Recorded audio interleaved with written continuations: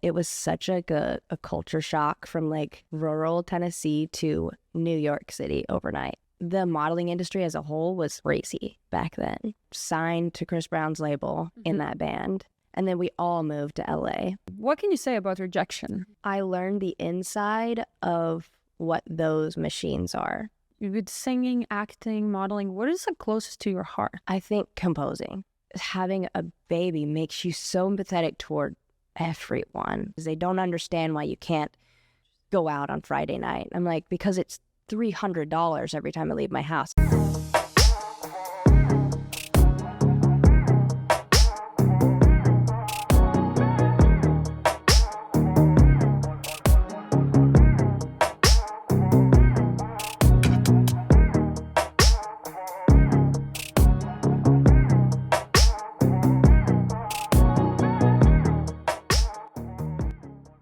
Okay, well, Stormi Bree, welcome to the Extra Stitch podcast. Thank you.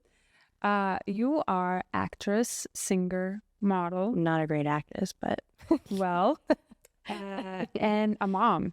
A mom. We're gonna talk all about it. Can't go. wait to hear Let's go. everything. I've had a weird life. Let's go. Okay, let's go. Let's start from the beginning. But first, I wanted to start off with interesting facts. Fact. When I did a search on you, Oh God.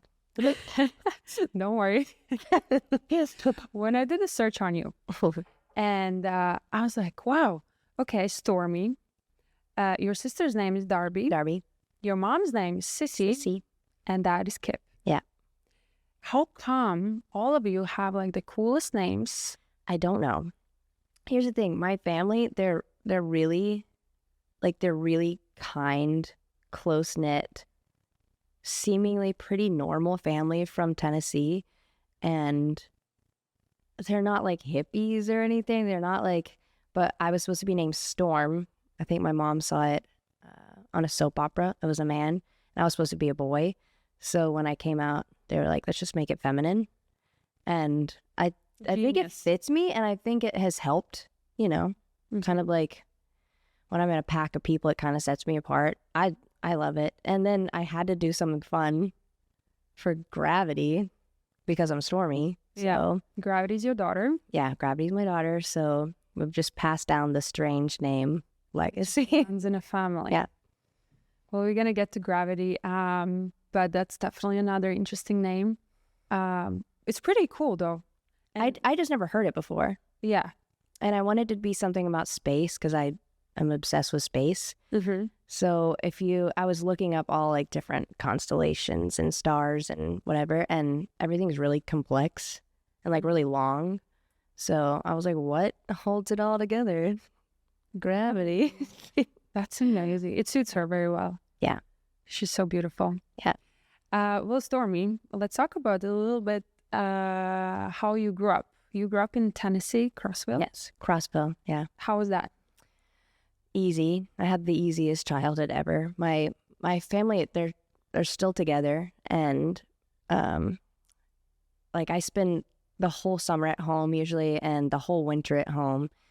And just because it was like a really simple, like nothing bad happened to me my entire childhood. My dad was a golfer, and we went to like literally pursue his dream, and we traveled in a van together, and we'd sleep in the van and go to the next city, and we're just super tight because of that. So it was a very serene, typical, like living in the woods, going to the creek. I think that's why you're such a big nature lover. Yeah, I love nature. Yeah, we hike. Yeah, we hike. That's what I force all my friends to go hiking with me. I'll and I trick them. I'm like, we're just gonna go like something really easy, and then it's like 6 miles later. I love that. Yeah, We still should do like a very long one. yeah. You have to go on the one that Milena and I went on last time. Oh, really? I'm not gonna say where it is because I don't want to be stalked. But Okay. we were so scared the first time we went because we'd never been. I had like pepper spray on me, and like that was what's gonna defend us against like a mountain lion because it's very rural. It's in the middle of nowhere, but we made it. How was it? Lovely. Yeah. Did you get scared ever? Did you see any? We were scared when Yeah. we went out there. We were scared, but then a couple more hikers like came out there, and we were like, "Oh, we were being so dramatic." It wasn't actually that scary. Wow. Well, just so you know, guys, like Stormi is a big nature lover. Like with Yeah. I thought you were gonna say Stormi has pepper spray. Don't come over. Watch out. No, it's pretty incredible. I'm such a sissy when it comes to like snakes or like, I like nature. love it. I know you do. I love it. Wild. I love it. When we went, were you with us when we saw that snake? Yeah. Oh, Yeah, it was horrible. I love It it. didn't go close. No, every single time now, we haven't seen one since. I'm so sad. And I'm like, please be a snake or like something cool. We haven't seen anything. You think because it's So cold you're now, the maybe? good luck charm Yeah, I on the guess. hike. Guess we'll go next time. I'll see. Yes, please. Yeah. So speaking of, okay, so your childhood was pretty normal. This beautiful, easy, breezy. Picturesque, truly. But I looked at Crosswell and it looks really nice. Very simple. It's beautiful. And it's like, I think Cumberland County has the most golf courses. So my dad obviously had to be there because he was a club pro first. And so I just grew up on a golf course. And you play golf too. I golf. How's I that? still golf. And I just played a celebrity invitational and I want to play everyone. Like anyone that wants to invite me to a celebrity invitational, it's so fun. Really? And it's silly and there's no pressure. Mm-hmm. I love it. Sounds fun. I'm practicing now, so Let's hopefully go. we can go Let's soon. go. Let's see. It's a Let's hard go. game. It's hard. It's infuriating sometimes, but you can do it till you're like 100, Which is great. which is great Yeah. because you can always get better. Yeah. And now when I'm practicing, I do every Friday. And I told my You do coach- every Friday? I do. How did you- Except today, because we're filming today. Oh, I'm sorry. No, not at all. But I try to go every Friday. Of course, not always works out. But I told my trainer, I was like, oh, where was I sooner? Like, you just like always feel like you could always do better. And like, I wish I started earlier. So by now I would be better. But, You can start at any point. And it's just not that serious. Like when I go out, if I want to play really well, I'll actually try. But otherwise, I'm just out there to be in nature. You're outside. It's beautiful. Like it's it's fun. You can be competitive with your friends. You can do business meetings. But I love it. Yeah. When I try to get people to golf with me, they're like, absolutely not. Golf is whack. I'm like, That's not true. I'm down. that's okay. Yeah. Hikes and golf. Okay, Stormi. Okay. Okay, so 2008 was a kind of big deal for you. 2000. Yeah, I guess 2008. Yeah. That's kind of like kickstart. I Was when you Yes. won Miss Tennessee. Yeah. Miss Tennessee teen. and then 2009 you got Miss teen, Miss I say. Teen. And it was literally an accident. The whole thing was an accident. My mom signed me up online. I was like a little boy. I was on the soccer team, then I was on the golf team, and then I was in theater. I was like the most uncool human being on earth. And I really didn't care. But then she entered me. And I was weightlifting at the time. I was doing boot camp before high school every day. Not like because I was in trouble. I was a really good kid. But like physical, like working out boot camp, just because I liked waking up early and pushing myself. So I was jacked. I was like, I am so awkward that when she entered me, I was like, this is a joke, but I'll do it. Because I think she saw it as a way out of a small town. And that's what she could do to help me. And so she entered me online, told me about it after. And then I did it. We went to, I think, like a Goodwill or a thrift store, and I got a wedding dress, and we cut the train off of it. And I accidentally won that one. And there's like stunning people who are really good at it, but I think I just didn't care so I just did it. And then once you win Tennessee teen, the person who owns us kind of puts you through a pageant boot camp to get you ready for it. Put you with trainers, walking coaches, speech coaches. How long is that before? I feel like it's like 6 or 9 months. I don't remember. It's not a whole year because then you have a full year to reign in your state, but then the big competition happens like toward the end, but it's not at the very end. So then that's 2009 at that point. And then I went to the Bahamas. My whole family came, and I literally gave the craziest answers. I was trying, because then you could move to New York. So I thought, oh, that's cool. But I genuinely did not think I would win. Like, I was shocked. I was shook when I won. And my roommate was Georgia, and she was holding hands with me at the end, which is crazy because I was looking at her the whole time like, you're going to win. And she was like, you're going to win. So it was, then they move you, I'm probably blabbering, but it's just bizarre how it works. Then they take you to like do press afterward, and then you have press week, and then you fly to New York and you don't get to go home for like months. And how old are you at that point? I was 18. 18. I think I was 17 when I won Tennessee, if I'm not mistaken. I think I was 18 when I won Teen USA. So they take you to New York and take you to New York. It's press week and you're thrown into it. You already haven't slept and you're like not taking care of your body because it's competition week before. I was just a mess. I was so homesick, and I was like, I didn't pack for New York, so I had like Bahamas clothes in a suitcase. Like, I fully didn't expect any of it. Yeah. And then you move to New York for the year. For a year? Overnight, yeah. And I slept walk as a child, so I was never allowed to spend the night anywhere, like away from my home.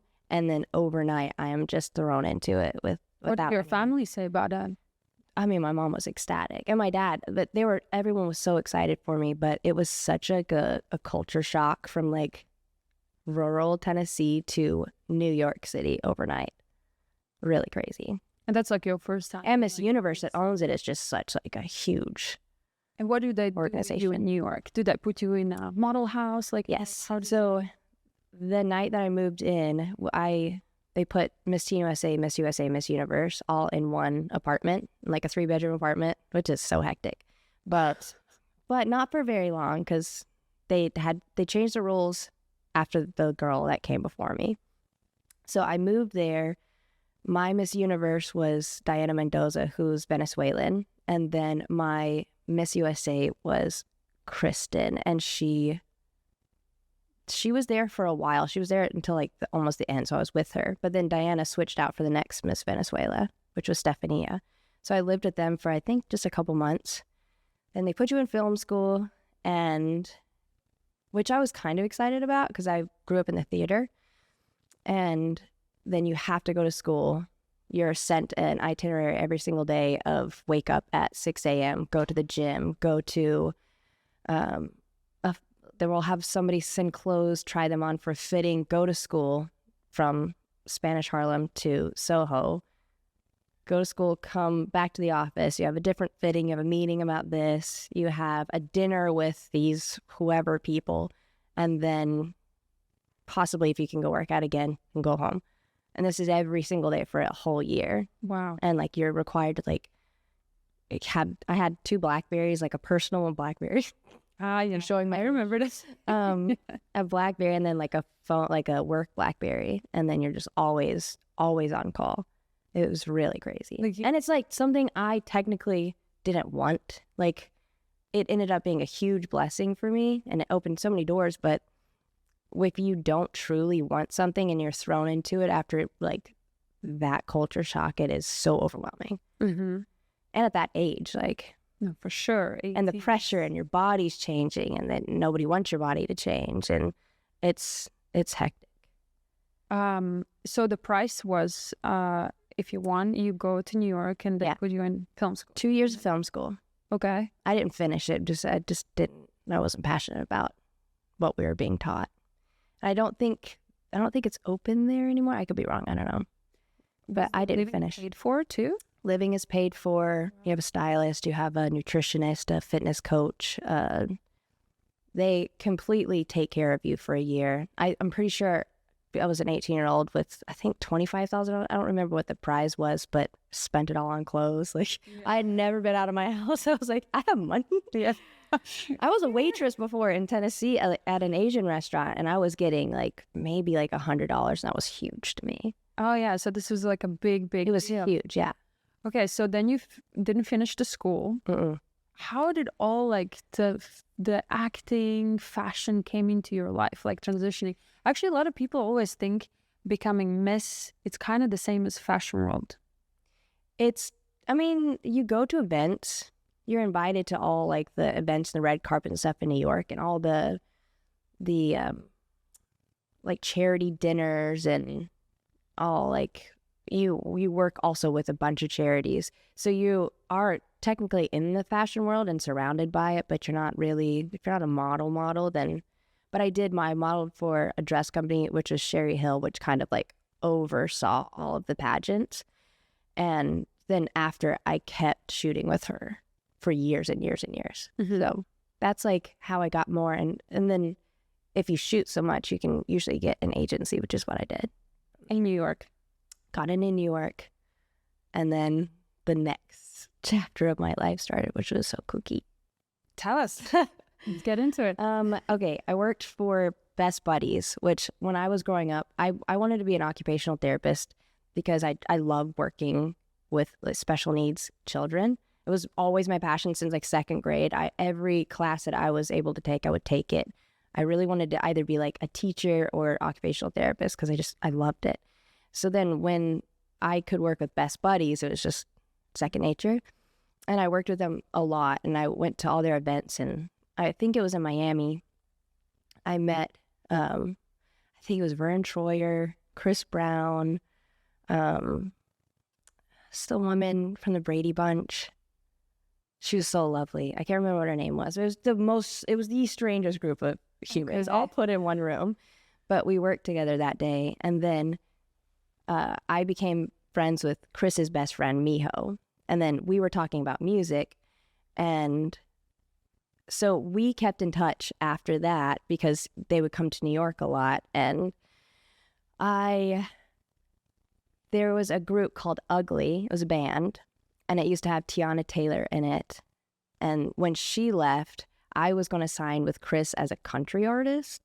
And then they were like, Tiana left the band, would you like to be the girl in the band? And I was like, sure. I was like, I don't know. I was 19, I think, or 20. And they're like, do you want to do it? And I was like, sure. So then I signed to Chris Brown's label in that band. And then we all moved to LA. When the whole label moved to LA, we all moved there together. Oh, wow. So for those who doesn't know, you are a singer too. Singer, yeah. I produce. I compose. Singing's not my favorite, but composing music is my favorite. Okay, but singing gave me my start. I saw you on American Idol. Ugh. Another thing that my mom signed me up for. Shout out to mom. Oh, really? Moms. Shout out to mom. The moms are the best. It was country, right? Yeah, but I saw it and I was like, I cannot believe that didn't put you through. Your voice is amazing. I can't sing. I mean, it's it like wasn't one thing I wish I could do. I can't. It was pretty weak then, but it was pure. It was just American Idol's about being loud and like. You came in as the sunshine. So you're like, hi guys. Dude, I was such an untouched little soul. I was so innocent. But even that rejection, what can you say about rejection? What did you learn through that? I learned the inside of what those machines are. And I already had known what the inside of like the pageant system looked like, and like favoritism and knowing something's going to happen. I feel like pretty early on, since I was Teen USA, before that, they treated me differently and put me in front of different people. And so I had like a pretty good feeling that I was going to go to Hollywood. I really didn't think I was going to make it past that, but it was strange. It was, you could tell that they were playing favorites and like kind of like keeping you to the side and stuff. J-Lo did not like me, which was fine, but I think it's because all the guys liked me. So it was like her personal vendetta to just talk shit. So yeah, which is fine. It was really bizarre because it was bizarre. She said no to you, like what? But hey, listen, that's it led you to some other things. Thank God I didn't. Yeah, I would have been so miserable on a show after doing the pageant stuff because I knew what it was about. It's the whole thing is very manipulated. So of course that's the game. And nerve-wracking. No, thank you. Yeah. So you signed with Chris Brown, Ugly. Ugly. You guys all pack your bags and move to LA. Yeah, I lived in Brooklyn at the time, and then I moved to LA. Yeah. Okay, but how was your agency in New York? I just know how agencies are. And We were talking about that. Agency, they specifically, I can't remember one like person or even what my agency was. I can't remember. I've been with so many people. But the modeling industry as a whole was crazy back then. You know, more than anyone. There was no rules.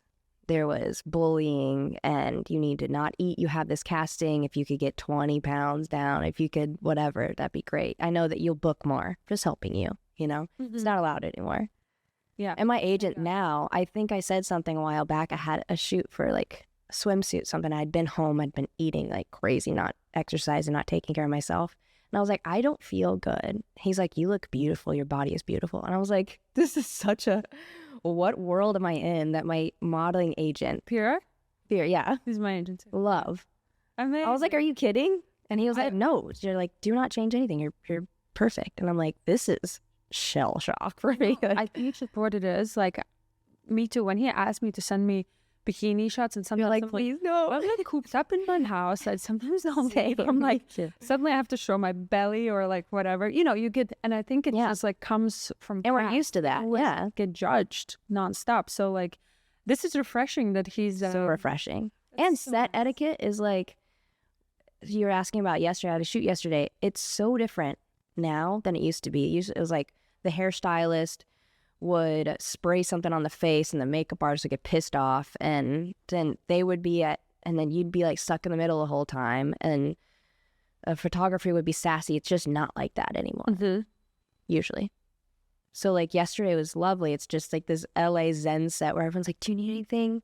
Like someone asked me if I needed anything like 15 times yesterday. Like, do you need water? And I was like, these are the times. This is sparkling water, by the way.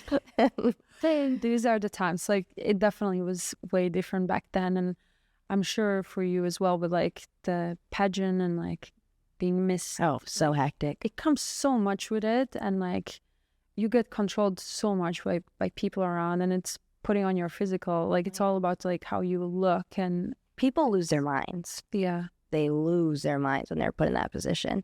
I think the only reason I didn't have a worse time is I was so innocent. I didn't drink or smoke or anything. I just wanted to stay at home with my family. So I had that core to call and cry and just be like, I am so miserable. And they'd be like, you've got this. Like, you have pushed yourself your whole life. So you have this, or I'm here for you, or you can bend. I had that core. So I wasn't like on my own, like ripping it up in New York City. So it's like I used to call my mom and I would be like, this is it. I'm coming back home. This is not for me. And she's like, you know what? Just maybe it's a bad day. Maybe wait to see how you feel tomorrow. She's like, are you about to start your period? Yeah. The day before. Maybe it's not real. It's definitely, it's so different now though. Yeah. Thank God. Yeah. I mean, sometimes I kind of like miss the like rawness of like, you know. Did you ever get to travel abroad? No. Modeling? I mean, I went to Barcelona, I think, for a shoot. I think I went to London, but not like, I didn't stay in model housing or anything. I feel like I it's didn't have you as like American sweetheart. You're like that, like. I've been through a lot of life now, but I try to keep it intact, you know? Like I could be so bitter and just angry and pissed off at life, but it's just not mindset. Yeah. That's harder. It's easier just to be happy. How do you keep yourself grounded? Like, what recharges you and what fills your soul? I have awesome people around me. Then in LA, I feel like the people are like, oh, I hate LA, it's the worst. The people are the worst. I'm like, you're just finding like crappy people, which I've run into, but I found my people sooner than later, and I've kept them. Like, I have my best friend Brenda that I met 2012, 2011. She's always been there for me, no matter what happens, how hectic anything gets. She's always there. My best friend Evan, like, I just have awesome support around me. So I love to talk shit, and they love to talk shit with me, and we all love listening to each other's. So I don't know, it's therapeutic, and I have Gravity, so that always, like, I'm always humbled as a mom, no matter what. I could like go to like some fancy something and like be feeling amazing and confident and everything, and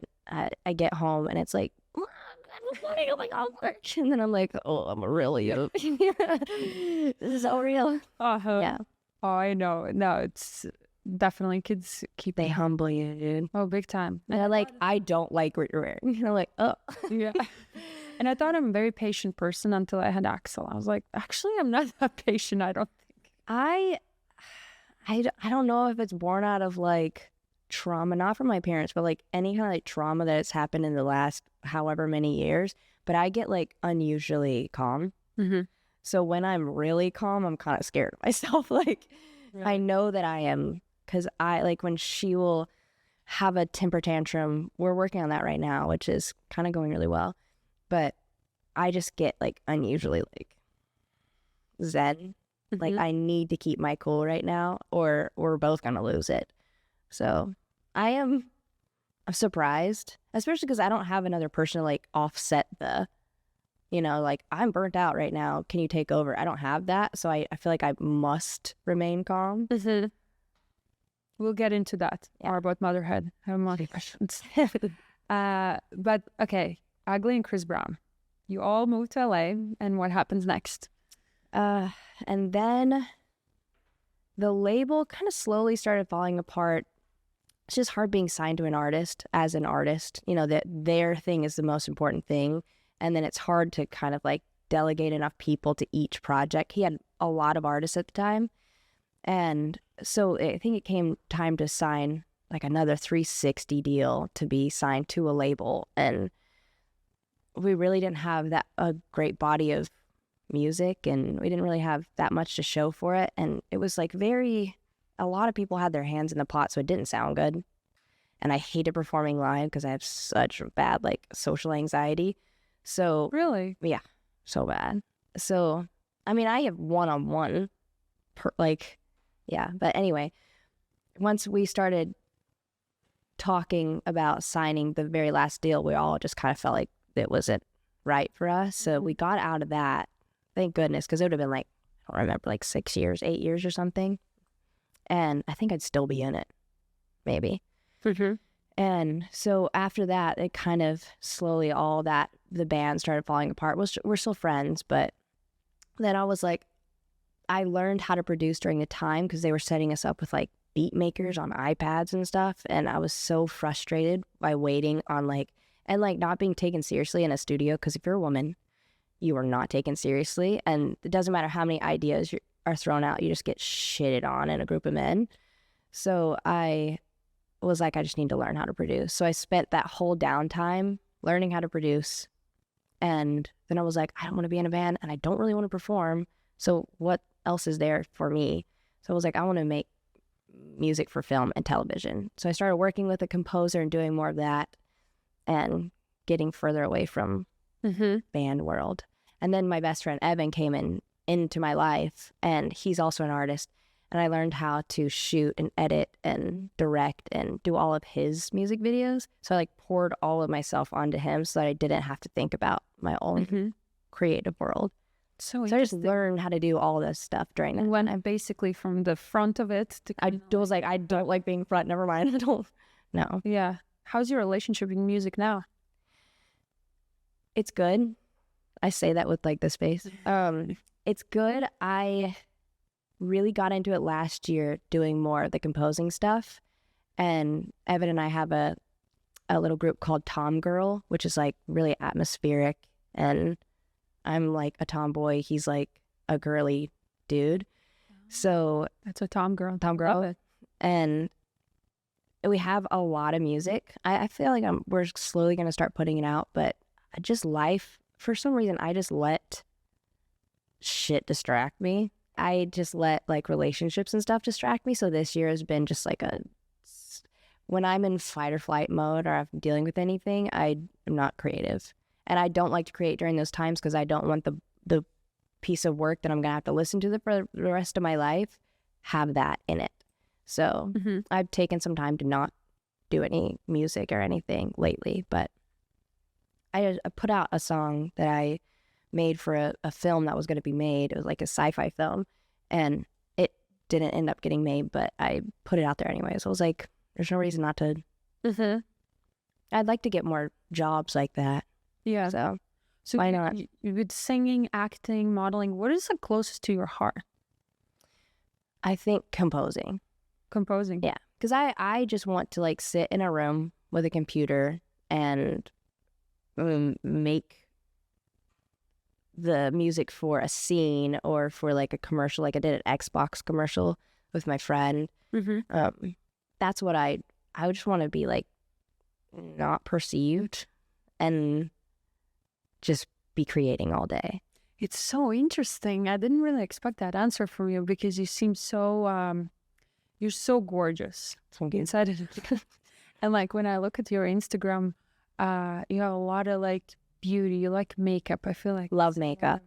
You do. I did growing in the theater, like when and I was such like a control freak when I was a kid. I was like, I have to learn how to do makeup because I don't want to look silly and I don't want to look not like myself. So I was like 7 or 8 in the theater with like a little pot of eyeliner, like a little brush, and like, so it's creative for me. Like I'm such a dude usually, but I do like glam because it's creative. It's really interesting because you love the nature and all that, and then it's like I don't look like the person I am on the outside. I look so different in my brain. But like it's also, I mean, I can't, while I'm young too, I'm not that young, but while I am young, there's no reason to not use that. I confuse people just because you're like chameleon. I feel like you can be anything. Maybe, but I don't know. Full transparency, and this has not been actually diagnosed, but like doing like autism questionnaires with my friends, like I make everyone in my life do them now because I think they're so funny, but because I'm so I'm a woman, so I'm a good masker, and like women don't get diagnosed until like way later in life, and you can be like super high functioning, it's a literal spectrum, but like I definitely am like pretty high on the autism scale, which makes so much sense. I'm smell sensitive, I'm sound sensitive, I have social anxiety, I have really strange interests, but I think I'm just really good at masking. So that's what I've discovered this year. Wow, you're so interesting. How and how is your love towards LA? Like, how do you find like moving from Tennessee to New York? I love LA. I'll probably die in Palm Springs, but because I want to be old and like on a golf course with my golf cart, just like an old person that's playing golf all day and like eating in the town. That's my dream. But I think I'll eventually end up in the Malibu mountains, in the middle of nowhere, in a kind of tree house, ex machina house, making music. And I love LA. Like I love the mountains. I love the weather. I love that you can go to the beach. Did you love it right away you came here, or it took a minute? Yeah, you did. New York was overwhelming, but it was cool. But every single day you get home from New York and you're like, oh my God, I survived. Yeah. I know. It's like a big wheel. I made it. It doesn't feel like that in LA. The only thing that LA does to you, if you don't push yourself, is it uninspires you because it's so easy, it's so beautiful and chill. Would you ever see yourself back in Tennessee? No. Yeah. I go home enough. I don't. Yeah. Yeah. No. My sister lives in Tennessee in the mountains, like above an art gallery, and like the most picturesque, beautiful life. She has a child and a boyfriend, and she's so happy, and I get to like live in her world for like 3 months when I go home for the summer, and I get my fill of it, and it's the best to have that. You get the best of both worlds, for sure. Well, speaking of unique names, Gravity Smith. Born 2017, July, right? July. And her dad's Lucky Bluesmith. Interesting names all over the board. Yeah, so it's just... His family also has really interesting names. And a terrible birth. Terrible. Really? Oh, yeah. Like, I don't even like to tell... I mean, I can. I don't even like to tell people because, like, if you're pregnant right now, turn this off. My birth was horrible. I had like something happen the night before, and I went to sleep kind of upset, and then in the morning I woke up, my water's already broken, and I wasn't really panicked at the time. I was like, oh, this is perfect. It's happening. It's a week and a half or 2 weeks before I was supposed to give birth. It's fine. And I like leisurely went to the hospital. I think I took a shower. I packed my stuff. I got to the hospital and then just sat there and was like, this is childbirth. This is lovely. Like I never had contractions. My water's just broken. So I was sitting there, I think like 9 hours. I never like dilated. And they were like, ooh, like we don't know how long you're asleep with your water broken. So we need to kind of move this along. And I didn't want any medication. I was just being a goofball. But then I was like, can we just do like a little bit of pain medication when we do like induce me? And they were like, sure. Then I had an allergic reaction to the pain medication. And I started like rolling. Yeah. And I was so out of it, still in a lot of pain because it's unnatural. They're like forcing you to start dilating. And then eventually they gave me an epidural. After everything was said and it was like 21 hours if it had broken in the morning. But it could have been 29 hours. We don't really know. So I got a blood infection. She got a blood infection. She was in the NICU for like 4 days, I think. It was literally hell on earth. But I don't know what I could have done differently. You know, I wouldn't have chosen any other option, but I just didn't know what to do at the time. So if a pregnant woman asked me my birth story, oh, wait, that's not it. Then we get out of the NICU. I think everything is fine. I think the next day, it's day 5, I am in Starbucks and I'm just standing at the counter and I feel like I'm like bleeding. So I think I'm like hemorrhaging. So then I go in the bathroom and then I really start bleeding. So then they like rush me to the emergency room and then I'm like violently shaking. And so I think like I'm losing blood. I was like pale. They put me in the room again. And they're like, okay, we're going to do it, which is strange because they put lots of like warm blankets on me, which is, I didn't think you were supposed to do that when you have a fever. And then eventually I kind of like, they calmed me down from shaking so much. And then they took an ultrasound and then they got really weird. And then they like got hush and like went out of the room. They're like, we'll be right back. And they're like, hey, so we're going to like put you back into labor. And you're going to have to push the rest of the placenta. They had ripped half the placenta and left it in me for 5 days. So then I had to go back into labor. Horrible. Tennessee's supposed to have the best doctors. Yeah, and it was a women's hospital too. But I don't know. No, in Chattanooga. Okay, because I know in Nashville. They're super nice, but it was, I think they got weird because they knew it was like malpractice. Like, you can't do that. Fucked it up. Yeah. Like, I seriously could have died. I was just sitting there with... But how could they not check? Like, I mean, placenta is placenta. I thought it was true when the doctor was like, do you want to see your placenta? I'm like, no. I was like, I don't want to see anything. Same. But it's like, I peeked and I'm like, okay, that's how it looks like. And it's like, how can you leave half in? Oh my God. It was literally horrifying. I was on antibiotics for a long time. I breastfed for like a little bit over 2 years. I had mastitis 13 times. Like, motherhood is not for the weak. Oh, no. Like, breastfeeding is gnarly. A whole another story. I was not ready for how hard it can be. It's not second nature. No, it's, no. I'm sorry, love you, Mom.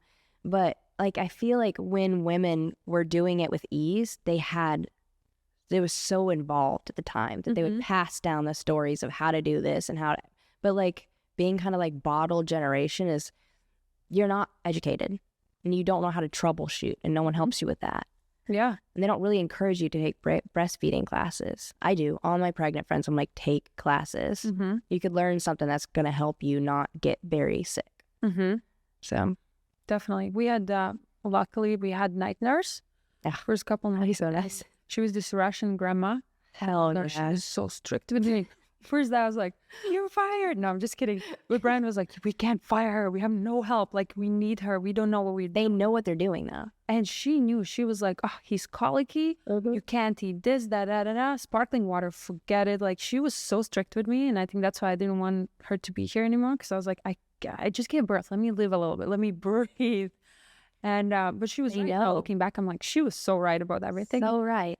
Yeah. Yeah, that's I was just by myself basically after taking care of her, so it was a lot of like me just Googling and then like getting sick and then taking an antibiotic because I would literally have died a couple times. I was in the emergency room a few times because of mastitis, but I just knew it was something I needed to do. I just did so much research on like food adversities if you don't breastfeed and health and like your immune system. There's just so many things that I read about it that I was like, I have to do this. So, and it's also way easier.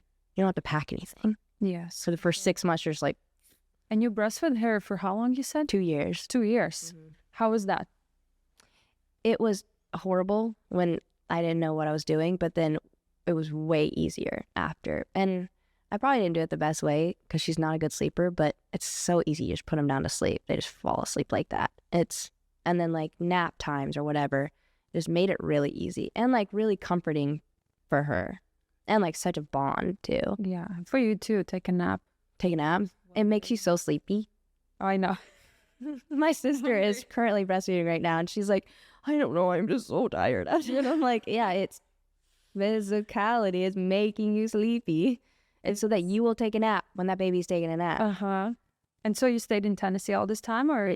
I came back, I think, a month after she was born. It's a little bit. Yeah.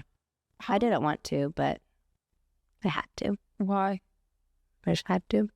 Okay. So, but it was good. I wanted to be back in LA. I missed all my friends and I missed my life. I got a beautiful house. When I got back, I was renting it. I had like I was put in a really terrible situation, but I also like was so happy at the time. I had a baby that I loved and I was in that like mom newborn bubble. It was nice. But me looking from outside, it's probably at some point it was like a little hard to leave as well. That comfort pill. So hard. Your family. We just right? cried. I cried the whole plane ride. I'm sure. My mom came with me. She was so beside herself. We all were, but I did want to come home, but it was very hard after being in that Tennessee bubble also and having all your family around all the time. And gravity, I'm sure, gave you that strength too. Oh, yeah. Oh, babies they turn you into a mother real fast, you know? It's an instinctual thing is to like get it together and be a mom. Yeah. How did you feel? And she made me so empathetic. I've said that before, like, I was talking to Rosie Huntington. Yeah. She, we were having a conversation about it and it made me, I feel like, I don't know if it was like an autism thing. I was just not empathetic at all before that.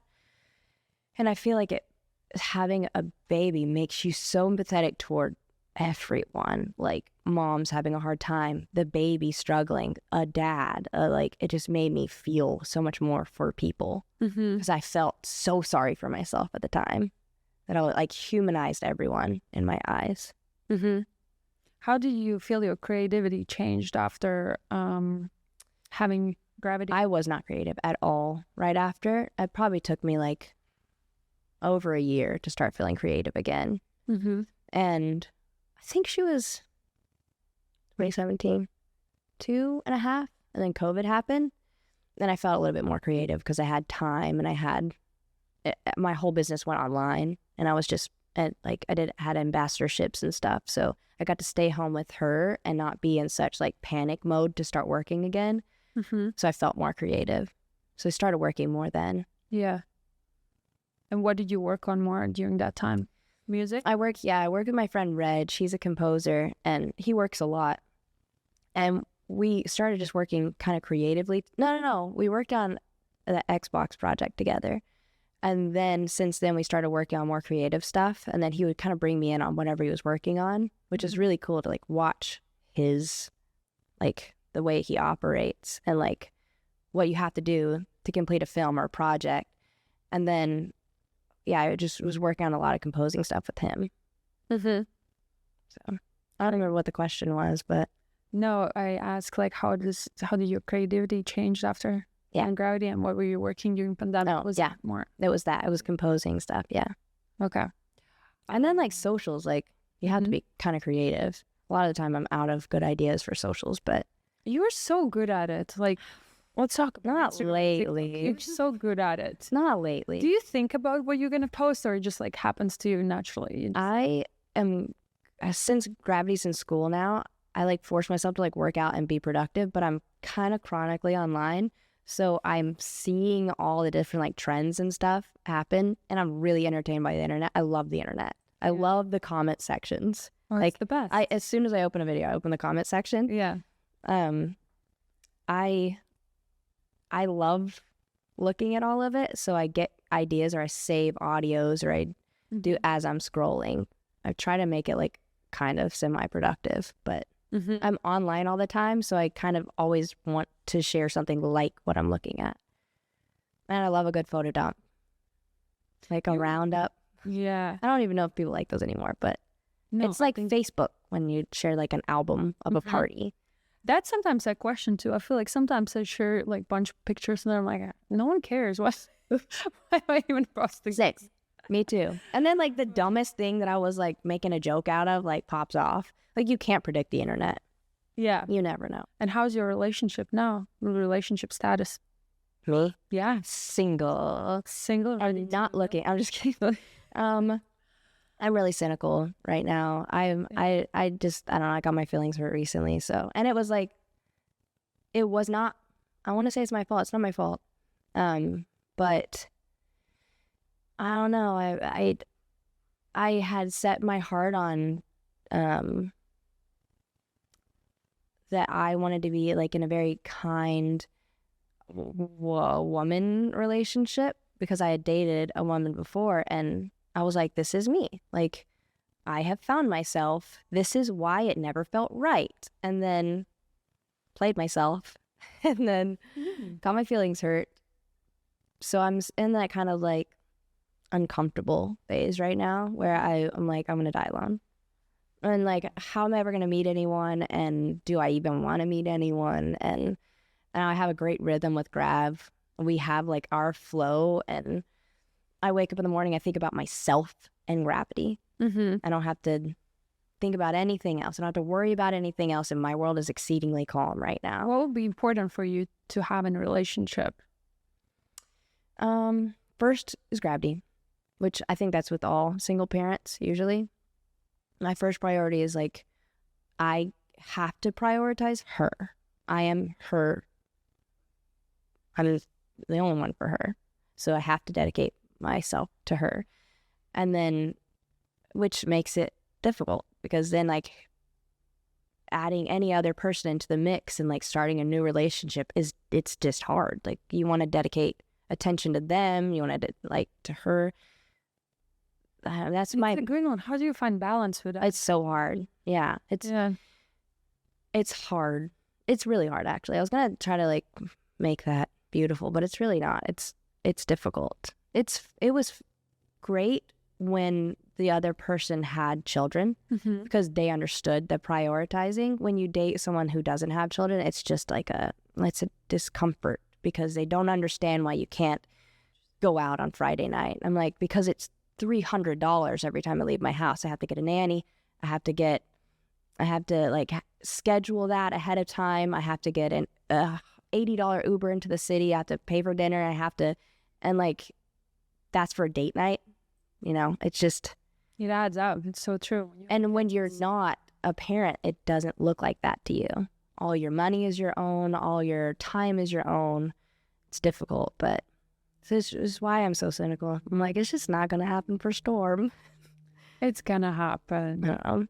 It's going to happen. I don't know. And now Gravity as well, she's getting older. She's 7. It's going to get, she's what? She's 7. Yeah, so. She's so easy. She's such an easy child. She is so calm and funny and self-sufficient. and creative, and she'll like run off in her bedroom, and like 30 minutes later she'll like come back with something beautiful that she made. Like, she's a good kid. She makes it easy on me. Yeah, I've seen some of your Instagram stories where she's super creative. So creative. The stuff she. It's all we do though. All we do is craft. Yeah. Like, I am so ADHD. I have to be doing something always, and like I find a hobby and I like wear it out. So then we'll do that hobby together, and like she knows how to sew. She's an incredible painter. So that's our bond. I'm not like a pretend play parent. I just don't like it. I don't even pretend to like that. But I hobby with her, so she's super creative. That's our bond. Your little team. I love it. You guys are so cute together. You're such a good mom. Thanks. Well, what is next for Stormi? I would love to know that.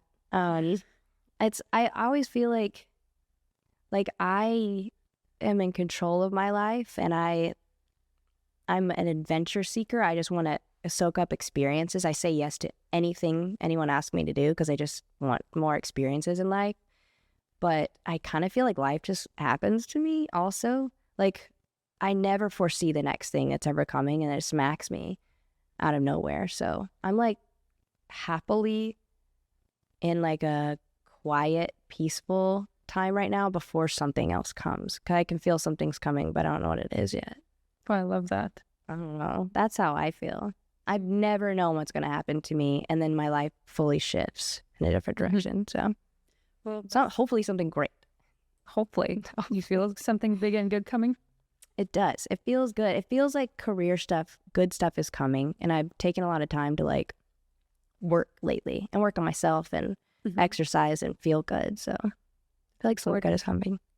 Well, thank you so much, Stormi. Thank you. I hope you had fun. Yeah, we did. Yeah, and best. Love the yacht. Yeah. Thank you. All right, bye.